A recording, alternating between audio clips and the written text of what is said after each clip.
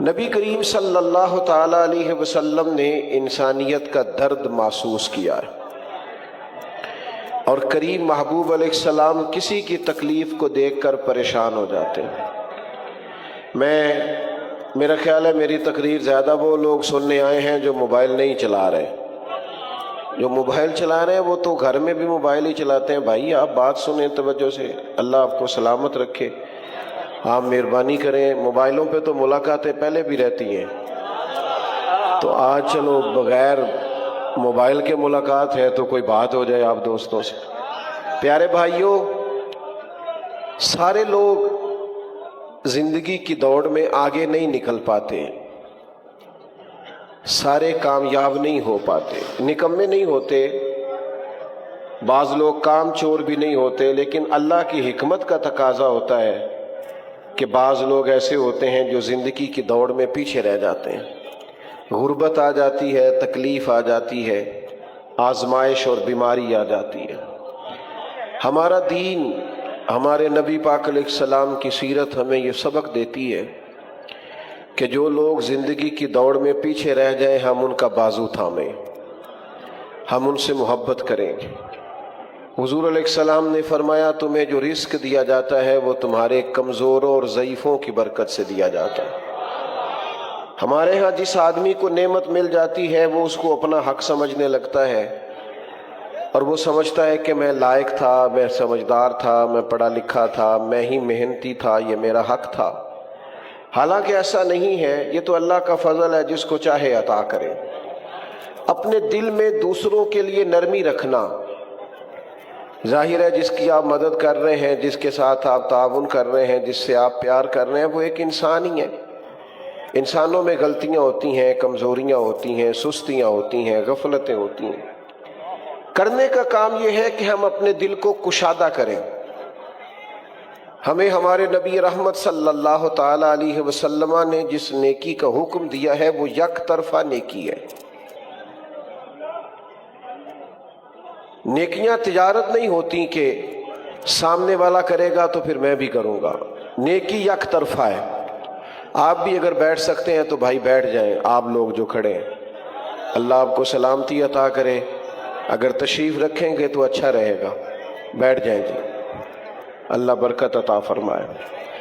تو نبی پاک صلی اللہ تعالی علیہ وسلم نے ہمیں یک طرفہ نیکی کا کہا۔ معنی کیا ہے؟ کوئی کرے نہ کرے ہم نے نیکی کرنی ہے، کوئی شکریہ ادا کرے نہ کرے ہم نے نیکی کرنی ہے، کوئی اس کا احسان مانے نہ مانے ہم نے نیکی، کیونکہ بندے دیکھ کر نیکی نہیں کرنی، اللہ کی رضا دیکھ کر نیکی کرنی۔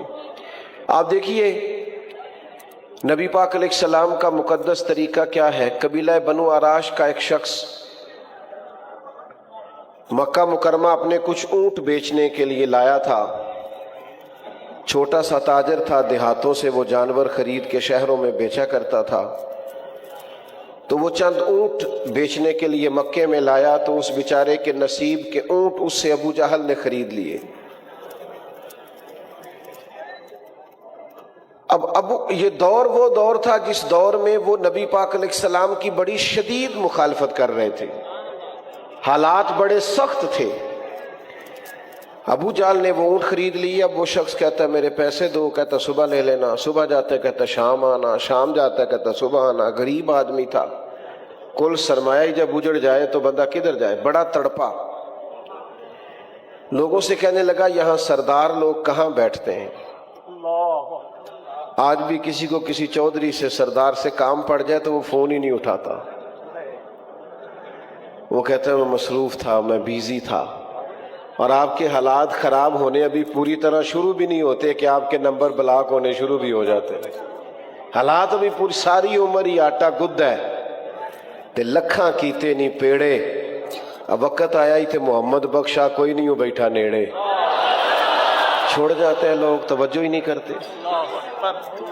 تو وہ شخص کہتا ہے کوئی شخص میری داد رسی کو تیار نہ تھا، توجہ رکھے جی، کوئی تیار ہی نہ تھا۔ میں نے پوچھا چودھری کہاں ہے؟ تو کہا یہ جو عصر کے بعد ٹولیاں بنا کے بیٹھے ہیں نا حرم مکہ میں، یہ سردار لوگ ہیں۔ تو وہ شخص کہتا ہے میں ان لوگوں کے پاس آیا، میں نے ان سے کہا یار میں غریب آدمی ہوں، میری مدد کرو، کس نے پیسے دبائے ہیں؟ جب میں نے ابو جہل کا نام لیا تو انہیں تو سانپ سونگ گیا، بہت بڑا بدماش تھا، کون اس سے بات کرے؟ یہ ظالم پتہ ہے مضبوط کیسے ہوتے ہیں کہ جب وہ کسی اور پر ظلم کر رہے ہوتے ہیں تو ہم مظلوم کا ساتھ نہیں دیتے، پھر ظالم طاقتور ہو جاتا ہے۔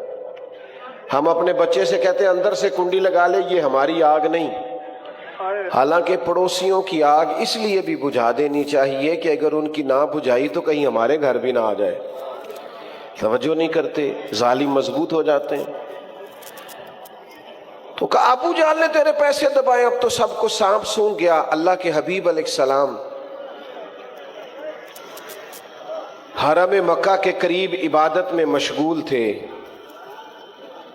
تو اس نے کہا، ایک شخص نے اشارہ کیا حضور کی جانب، کہا وہ جو بیٹھے ہیں نا محبوب، وہ تیرا مسئلہ حل کرا دیں گے۔ اس نے اشارہ کیا اور باقی ہنسے، معاذ اللہ، مذاق بنانے لگے، نقل کفر، کفر نہ باشد۔ تو وہ شخص کہتا ہے میں بڑا حیران ہوا کہ بھیجتے بھی ہیں اور مذاق بھی کرتے ہیں، مسئلہ سمجھ میں نہیں آتا۔ لیکن میں چلا گیا، جا کے حضور کی بارگاہ میں عرض کیا۔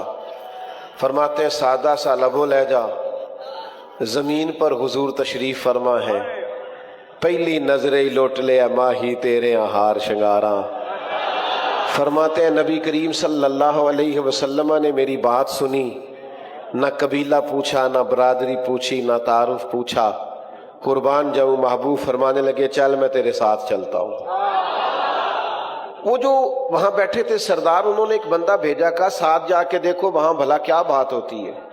حضور تشریف لائے، وہ شخص کہتا ہے سارے رستے تو نظریں جھکی رہی، محبوب دھیمے دھیمے انداز میں میرے سوالوں کے جواب دیتے رہے، لیکن جب ابو جہل کا دروازہ آیا، حضور نے دستک دی، وہ باہر آیا، تو پھر میں نے اپنے نبی کی نظروں کو اٹھتے ہوئے دیکھا، پھر چہرے پہ جلال دیکھا، پھر میں نے نبوت کا دبدبا دیکھا، مظلوم کے ساتھ کھڑے ہونے میں حضور کا عروج دیکھا۔ کریم فرمانے لگے شرم نہیں آتی، غریب کے پیسے دبا گیا ہے، لا اس کے پیسے۔ اس پر تو گویا کپ کپی طاری ہو گئی، کہنے لگا میں ابھی لے کے آیا، دوڑا گیا اس کے پیسے لایا، اللہ کے رسول نے پیسے اسے دیے، اس نے شکریہ ادا کیا۔ سرور کائنات صلی اللہ تعالی علیہ وآلہ وسلم وہاں سے رخصت ہوئے۔ وہ جو جاسوس بھیجا تھا نا، اس سے پوچھا بعد میں وہاں سرداروں نے کہ کیا بنا؟ کہنے لگے یار تم بڑا سردار کہتے تھے، اس کے تو ہوش ہی اڑ گئے حضور کو دیکھ کے، اس کی تو حواس باختہ ہو گیا ہے وہ نبی کریم کو دیکھ کے، حالت ہی خراب ہو گئی، فوراً پیسے لے آیا ہے اور فوراً لا کے دے دیے۔ ابو جہل سے پوچھا تجھے کیا ہوا تھا، تو ویسے بڑی ڈینگے مارتا ہے، ہوا کیا؟ تو کہنے لگا ہونا کیا تھا، پتہ نہیں محبوب کے ساتھ کون سی طاقتیں تھیں، جب وہ آئے ہیں تو مجھ پر روب طاری ہو، اور میں نے فوراً پیسے ادا کرنے میں عافیت سمجھی۔ بھائیو، کسی مظلوم کی مدد کرنی ہے، کسی غریب کے ساتھ کھڑا ہونا ہے، قبیلے میں، برادری میں، خاندان میں اگر ہمیں پتہ چل گیا ہے کہ فلاں کی زیادتی ہے اور فلاں مظلوم ہے، میری طرف دیکھیں جی، اب آپ مہربانی کریں، اب چھوڑیں ساری چیزوں کو، جو چل رہا ہے وہ چلے گا، آپ توجہ کریں، چند ایک باتیں آپ سے ہو جائیں۔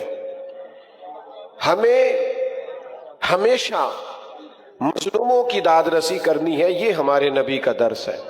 ہمیں پتہ ہوتا ہے خاندان کے اندر مظلوم کون ہے، زیادتی کون کر رہا ہے، پر ہم یہ دیکھتے ہیں پیسے کدھر زیادہ ہیں۔ ہمیشہ بھاری اور وزنی پارٹی وہ ہوتی ہے جہاں پیسے زیادہ ہوتے ہیں، انصاف کے لیے کھڑے نہیں ہوتے۔ ایک حدیث پاک سنانے لگا ہوں، اسے یاد رکھیے گا۔ اللہ کے حبیب علیہ السلام نے فرمایا قیامت والے دن رب کریم فرمائے گا فلاں جگہ حق بات کہنے کی ضرورت تھی، تم نے کیوں نہیں کہی؟ اللہ فرمائے گا وہاں ضرورت تھی کہ تم حق بولتے، کیوں نہیں بولا؟ تو بندہ عرض کرے گا مالک میں لوگوں سے ڈر گیا تھا۔ تو حضور فرماتے ہیں رب کریم فرمائے گا میرا زیادہ حق نہیں تھا تو مجھ سے ڈرتا، تجھے مجھ سے ڈرنا چاہیے تھا، تو لوگوں سے ڈر گیا۔ توجہ فرمائیے گا۔ تو ایک تو یہ ہے کہ مظلوم کی داد رسی کی جائے، اور دوسرا یہ ہے کہ ہمیشہ خوش اس وقت ہوا جائے جب کوئی خوش ہو، دوسروں کی خوشی کو محسوس کر کے انسان خوش ہو۔ جب وہ کسی تکلیف زدہ آدمی کو دیکھو تو اسے بھی تکلیف ہو، اور جب وہ دیکھے کہ کوئی خوش ہو گیا ہے تو پھر دل کو خوشی نصیب ہو۔ صحابہ فرماتے ہیں قبیلہ مدر کے کچھ لوگ آئے تھے حضور کی بارگاہ میں، تو ان کے چہرے اترے ہوئے تھے، غربت چھلک رہی تھی، حالات ان کے پراگندہ تھے۔ تو فرمایا ان بیچاروں کی غریبی دیکھ کر، مظلومیت دیکھ کر، غربت اور بھوک دیکھ کر حضور پریشان ہو گئے۔ یہ بنیادی مسئلہ ہے کہ وہ درد تقریروں میں نہ رہے، وہ دل میں محسوس ہو۔ سرکار پریشان ہو گئے، اور نبی پاک علیہ السلام نے سیدنا بلال حبشی رضی اللہ تعالیٰ عنہ سے فرمایا آذان پڑھیں۔ حضرت بلال نے نماز کے لیے آذان پڑھی، حضور نے جماعت کرائی، اور پھر صحابہ کی توجہ دلائی کہ اپنے بھائیوں کی مدد کرو۔ یہ بات کو سمجھیں، اگر کوئی شخص صاحب حیثیت ہو تو اس کی توجہ دلائی جائے کہ یہاں غریب بستے ہیں، تنگ دست لوگ ہیں، مجبور ہیں، مقروض ہیں، توجہ دلائی۔ اللہ کے حبیب نے فرمایا ان کی مدد کرو۔ فرمایا جب وہ آئے تو ان کے چہرے اترے ہوئے تھے، حالات پراگندہ تھے، لیکن جب حضور نے اعلان کیا ان کے لیے تو کوئی ان کے لیے کھانا لا رہا ہے، کوئی سرکہ لا رہا ہے، کوئی کھجورے لا رہا ہے، یہ بخاری مسلم دونوں میں موجود ہے، کوئی کمبل لا رہا ہے۔ صحابہ فرماتے ہیں جب ان غریبوں کے چہرے کھانا کھا کر تحفے وصول کر کے ان کے چہرے کھلنے لگے نا، تو ہم نے نبی کریم کو بھی مسکراتے ہوئے دیکھا۔ کسی کو دکھی دیکھ کر دکھی ہونا یہ حضور کا طریقہ ہے، اور کسی کو خوش دیکھ کر خوش ہونا یہ حضور کا طریقہ ہے۔ لیکن ہمارا ماحول بڑا عجیب ہو گیا ہے۔ اسی گلی کے اندر کچھ بچے رات کو 10,000 کا فاسٹ فوڈ منگاتے ہیں، اور اسی گلی میں چند گھر چھوڑ کر ایک گھر وہ بھی ہوتا ہے جو میاں بیوی رات مشورہ کر رہے ہوتے ہیں کہ صبح بچوں کی فیس نہ گئی تو ان کی ٹیچر پھر باتیں کرے گا، ان کے استاد پھر کہیں گے۔ میرے بھائیوں یاد رکھنا، تھوڑا سا اپنے دل کو نرم کیا جائے، کشادہ روئی پیدا کی جائے، اور صدقہ اور خیرات اور کسی کو دینا یہ کروڑوں اربوں سے نہیں اس کا تعلق۔ بخاری شریف میں پورا باب ہے کہ انسان دل کا غنی ہوتا ہے، دل کا، جیب سے بندہ غنی نہیں ہوتا۔ مالا والے سخی نہیں ہوندے تے سخیاں کول مال نہیں ہوندا، ہاں ایتھے اوتھے دوویں جہانی سخی کنگال نہیں ہوندا۔ اپنے دل میں کشادگی، نبی پاک علیہ السلام نے ہمیں اس طرح سبق دیا ہے۔ حضور نے فرمایا جب تم گوشت پکاؤ تو شوربہ زیادہ پکا لو، اس میں اپنے پڑوسیوں کو بھی شامل کر لو، کسی غریب کو کھانا دے دو، ایک کا کھانا 2 کھا لیں، 2 کا 4 کھا لیں، 4 کا 6 کھا لیں، لیکن آپس میں دکھ بانٹنے کا مزاج بنائیں۔ ہمارے پاس جیسے جیسے مال آتا جاتا ہے ہم اپنے ذاتی خرچے بڑھاتے جاتے ہیں۔ اچھی بھلی گاڑی پہ سفر ہو رہا ہے لیکن مجھے نئے نمبر کی چاہیے، ذرا پہلے چاہیے، 4 لاکھ زیادہ لے لو۔ ہم اس ملک میں رہتے ہیں جہاں لوگوں کو کھانا بھی نہیں ملتا بعض کو، اور یہ بھی اسی ملک کا حال ہے کہ نئے ماڈل کا موبائل آئے تو وہ موبائل شارٹ ہو جاتا ہے، اس لیے کہ کچھ لوگ ایسے ہیں جن کا مسئلہ ضروریات کا نہیں ہے، ان کا مسئلہ خواہشات کا ہے، انہیں خواہشات پوری کرنی ہے جیسے بھی، اور خواہشات کا پیٹ ایسا ہوتا ہے جو بھرا نہیں جا سکتا۔ ہر وقت ایک خواہش پوری کرو نئی خواہش پیدا ہو جاتی، اسے پوری کرو تو تیسری پوری خواہش پیدا ہو جاتی۔ غرباء کے لیے کچھ دلوں میں گنجائش، مساکین کے لیے کچھ گنجائش۔ اور میں آپ سے عرض کروں، عبادت بھی صرف نفل پڑھنے کا نام نہیں، عبادت بھی فقط تسبیح چلانے کا نام نہیں، لمبے جبے کبے ان کا نام ہی فقط عبادت نہیں۔ اور میرے بھائی، حضور نے فرمایا جو یتیموں کی مدد میں رہتا ہے، مسکینوں کے کام کرتا رہتا ہے، بیواؤں کی مدد کرتا رہتا ہے، وہ بھی اللہ کے راستے میں ہی ہے۔ یہاں کوئی شخص انتقال کر جائے نا، سرکاری ملازم، بچے چھوٹے ہیں، بیوہ عدت میں، اس کو صرف پینشن اپنے نام منظور کرانی ہونا تو سینکڑوں چکر عدت کی حالت میں لگانے پڑتے ہیں دفتروں۔ جائز کام ہے، کوئی اس میں ایسی عذر والی بات نہیں، لیکن ہمارا مزاج بن گیا کل آنا، ہماری طبیعت بن گئی، بالکل درست کام ہے، ہو سکتا ہے، لیکن ہمارا ایک مزاج ہے کہ ہم کسی کام کو بر وقت نہیں کرتے، توجہ نہیں دیتے، اپنی ذمہ داریوں کا احساس نہیں پیدا کرتے۔ خدا را میرے بھائیوں، اپنے دلوں میں دوسروں کے لیے گنجائش، اور یہ بھی عبادت ہے بھوکے کو کھانا کھلانا۔ حضور غوث پاک رضی اللہ تعالیٰ عنہ فرماتے ہیں میں نے 50 سال دین پڑھایا ہے، 50 سال، چھوڑ دیں جی، 50 سال پڑھنے پڑھانے کے بعد اس نتیجے پر پہنچا ہوں کہ اللہ سب سے جلدی اس وقت راضی ہوتا ہے جب کسی بھوکے کو کھانا کھلایا جائے۔ اور آیا فرمایا کرتے تھے رب کبھی مجھے خزانوں کا مالک کرے تو میں خزانے اس کی مخلوق کو کھانا کھلانے پہ خرچ کر دوں۔ میرے بھائی تھوڑا سا نا پیچھے پلٹ کے دیکھیں، تھوڑا سا اپنے دائیں بائیں دیکھیں، تھوڑا سا اپنی سائیڈوں پر توجہ کریں۔ میرے عزیز، اپنے خرچوں کو، اخراجات کو تھوڑا کنٹرول کر کے اگر ہماری توجہ اس طرف رہے کہ ہمیں حضور کے صحابی ہیں حضرت عبداللہ ابن عباس، نبی کریم علیہ السلام کے چچا زاد بھی ہیں، مسجد نبوی شریف میں اعتکاف بیٹھے ہوئے تھے حضور کے روضہ انور کے پاس۔ تو ایک شخص مسجد شریف میں آ کے بیٹھا تو وہ بڑا پریشان تھا۔ حضرت عبداللہ ابن عباس رضی اللہ تعالیٰ عنہ اس سے فرمانے لگے کیا بات ہے، پریشان لگتے ہو؟ یہ بہقی شریف میں امام بہقی نے اس کو لکھا ہے۔ تو انہوں نے کہا میں مقروض ہوں اور مجبور ہوں، میرے پاس قرض چکانے کے پیسے نہیں ہیں، آج جس شخص نے پیسے لینے ہیں اس سے میں نے پھر کہا تھا کہ آج دے دوں گا پر گنجائش نہیں بنی، تکلیف میں ہوں۔ یہ جو مقروض ہوتا ہے نا، مقروض حضور نے فرمایا یہ قیدی ہوتا ہے، مقروض کی مدد کرنی چاہیے۔ شریعت اسلامیہ کہتی ہے اس پر خرچ کرو، اس کی جان چھڑاؤ، اس کی گردن آزاد کرا دو، تمہاری توجہ ہو، تم تھوڑا اس کے لیے نرم رکھو اپنے رویے کو۔ تو اس شخص نے کہا حضور میں مقروض ہوں، تکلیف میں ہوں۔ تو حضرت عبداللہ ابن عباس رضی اللہ تعالیٰ عنہ فرمانے لگے میں اگر تیرے ساتھ چلوں تو تیرا مسئلہ حل ہوتا ہے؟ کہنے لگا حضور آپ چلیں تو پھر تو کیا ہی بات ہے، آپ کو زیادہ توجہ کرنی پڑے گی میری بات پر۔ حضرت عبداللہ ابن عباس نے جوتے پہنے اور مسجد سے باہر آ گئے۔ وہ شخص کہنے لگا حضور ٹھہریے ٹھہریے ٹھہریے، آپ تو اعتکاف میں۔ تو آپ فرمانے لگے مجھے بھی پتا ہے میں اعتکاف میں ہوں۔ تو دیکھو حضور اعتکاف چھوڑ کے آ گئے۔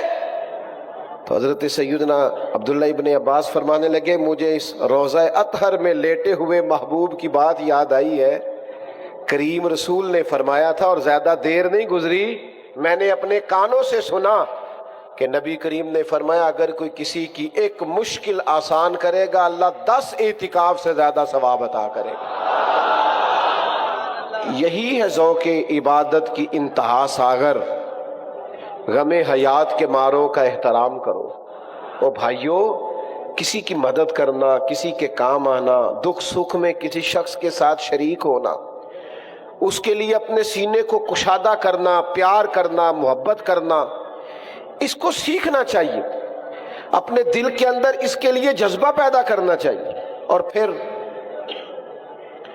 یہ جو میں نے بات عرض کی نا کہ کسی کی تکلیف کو تکلیف سمجھا جائے، اپنے ارد گرد بھی دیکھیں، بہو کی تکلیف بھی تکلیف ہی ہوتی ہے، اپنے دائیں بائیں دیکھیں، غور کریں۔ اگر بیٹی بد زبان ہے اور ہمیں پتہ ہے بد زبان ہے تو پھر داماد کی تکلیف بھی تکلیف ہی ہوتی ہے۔ اگر ہم کسی جگہ آفیسر ہے اور ہمارے نیچے کچھ لوگ کام کرتے ہیں تو مزدور کی تکلیف بھی تکلیف ہی ہوتی ہے۔ اپنے دلوں میں جب ہم گنجائش پیدا کریں گے، ہمارے سینے دوسروں کے لیے کھلیں گے، ہم اپنے دل کو کشادہ کریں گے، آپ یقین کریں خود بخود راحت پیدا ہوگی، خود بخود تسلی پیدا ہوگی، ٹھنڈک پیدا۔ امام حسین کے پاس ایک شخص کچھ مانگنے آیا، غریب تھا، تو 1000 دینار امام صاحب کے پاس پڑا تھا، سارا ہی مانگنے والے کو دے دیا، اور ساتھ کہنے لگے پتہ نہیں تھا آپ نے آنا ہے ورنہ بندوبست کر کے رکھتا۔ ہمارے ہاں درد دل ختم ہو گیا ہے، طبیعتیں سخت ہو گئیں، مزاجوں میں تلخی آ گئی، کڑواہٹ آ گئی۔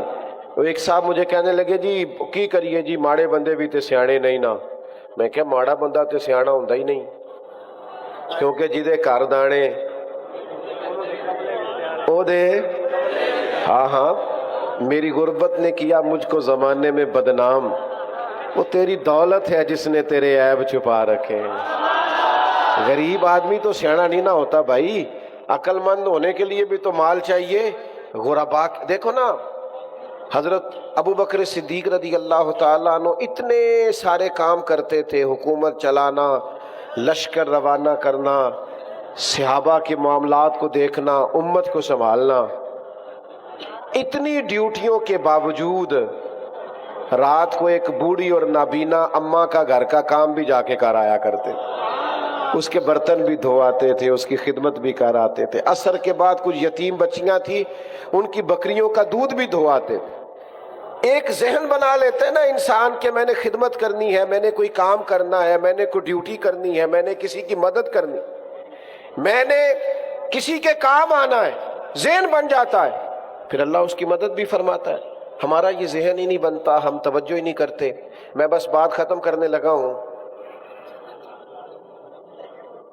ہمارے گھروں کے اندر جو لوگ موجود ہیں نا، گھروں کے اندر، آپ کو پتہ ہے سیدہ عائشہ صدیقہ رضی اللہ تعالیٰ عنہ فرماتی ہیں حضور جب تک گھر میں رہتے تھے گھر کا کوئی نہ کوئی کام ہی کرتے رہتے تھے۔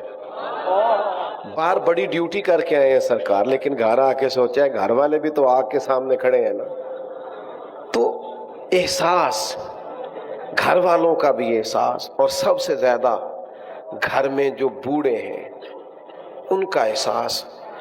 بوڑھوں کو صرف خرچہ نہیں دینا، کپڑے نہیں لے کے دینے، بوڑھوں کو ٹائم بھی دینا ہے، ان کے ساتھ بیٹھنا ہے، بات کرنی ہے، چھوٹے چھوٹے مشورے کرنے، ان کو بیکار نہیں کر دینا۔ ہم پتہ کیا کرتے ہیں، ہم ساری گپیں اپنے دوستوں سے لگاتے ہیں، ساری گفتگو باہر کرتے ہیں۔ کبھی کبھی ابا جی کو کرو نا ٹیلی فون اور کہو آج کھانا نہ کھائیے گا، میرے آنے تک میرا دل کرتا ہے آپ کے ساتھ بیٹھ کے روٹی کھاؤں۔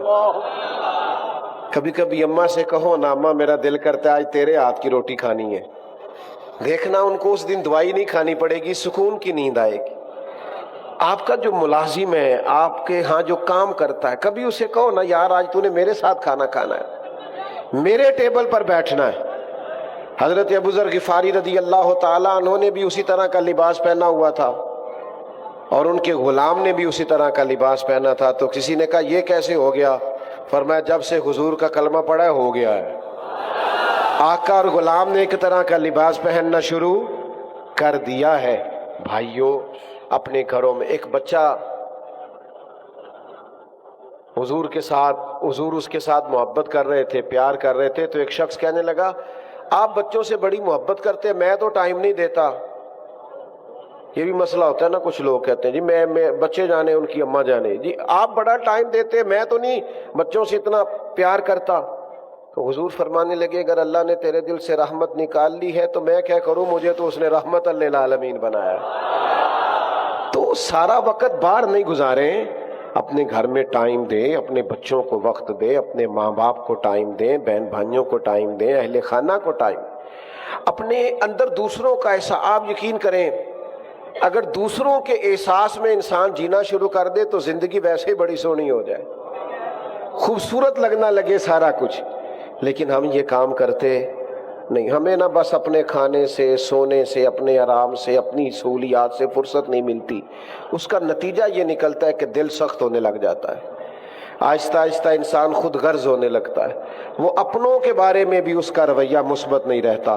تو یہ چند ایک گزارشات اس لیے آپ کی خدمت میں عرض کی ہے کہ اپنے دلوں کو ہم نے نرم کرنا ہے، مطمئن رکھنا ہے۔